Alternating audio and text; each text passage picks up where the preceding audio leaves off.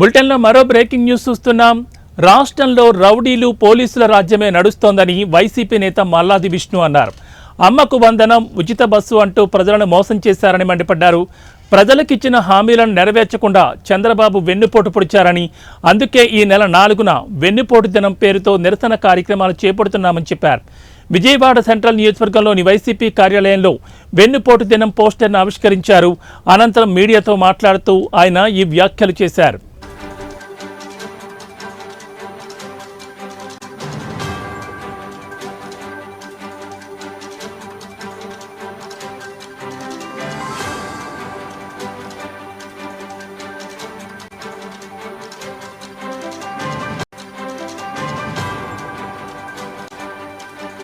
మోసపోయారని విష్ణు అన్నారు.